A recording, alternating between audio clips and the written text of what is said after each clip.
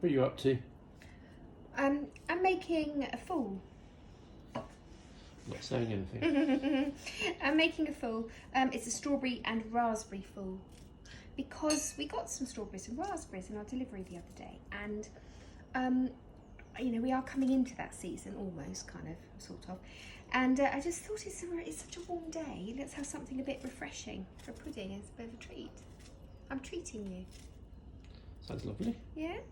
Well, it's something I've done before, but slightly differently. It's using a sauce I've done for quite a long time, which goes really well on ice cream or like a pavlova. And it's raspberry puree. It's so simple, which you sweeten.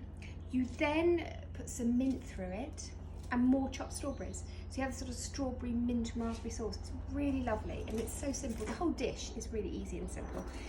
That's the jelly Lotte, as Daisy used to say. Going past again? They're playing today, aren't they? Well, they have been for the last few days, the patches.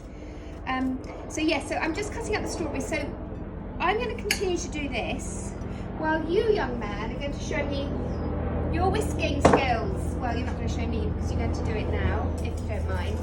And I need this double cream. There's half a pint in there. I need that whisked up, okay? Not over whisked. I need it whisked up to the same consistency as some natural yoghurt, okay? So loose. So then when I mix the natural yoghurt in with the cream, it'll mix really well and there won't be lumps of cream in amongst the yoghurt. Just see what I mean? Yeah? So now you're going to pretend you did all the whipping, aren't you? Yes.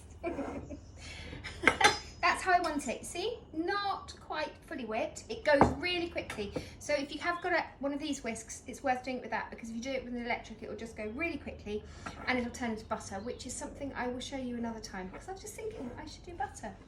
It's so easy to make. Right, so I'm going to put some natural yogurt in. This just lifts it a little bit, okay? You can use a lower fat one if you want. This is 5%, this is Greek yogurt.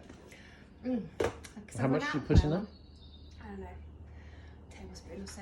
Well, quite a lot actually. Anyway, I'll whisk it all together very gently, okay? Because it's all beginning to, I'm going to take the whisk out, I'm just going to fold it through with the strawberries, because now it's getting to the point where it's quite thick and I don't want to overwork my cream.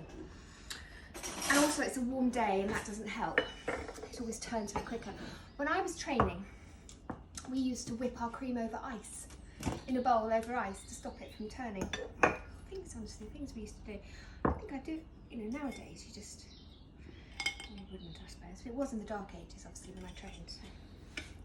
So a tablespoon of icing sugar, okay? If it's a bit later in the season, your strawberries are going to be much riper than here. So in actual fact, I would say you need less sugar. If you want to put a bit of Cointreau in, cut. I'm gonna get some Cointreau. You know what happens when you get the Cointreau out? I know. It doesn't end well. It's good night, isn't it? I came to a bit of a sticky end with this just before Christmas on my birthday, didn't I? Yeah, okay. I haven't actually had any since. I haven't drunk very much since at all, actually. Oh no, that's a total lie. Anyway, I'll fold in my little bit of Cointreau that I put in. Just let all these ingredients come together. Strawberries and Cointreau go really well together. And I just put a hint in, just, you know, because it's, what day is it? Is it October or is it March today? I can't work it out. April the 24th. There we are. So just fold that through. Have a little taste. Always important to taste it. And see, that's perfect on the sweetness. That's great on the Cointreau. That is delightful. Right, so I'll put that aside because that's ready.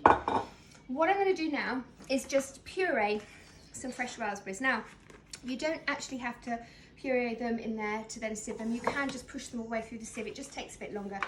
And I've got my machine here, so I may as well use it. So I'm going to whiz these and then sieve to take the pips out. Push your raspberry puree through. Get rid of all the pips. And then I'm going to sweeten this with a little bit more icing sugar and then slice some mint through it and then some chopped strawberries.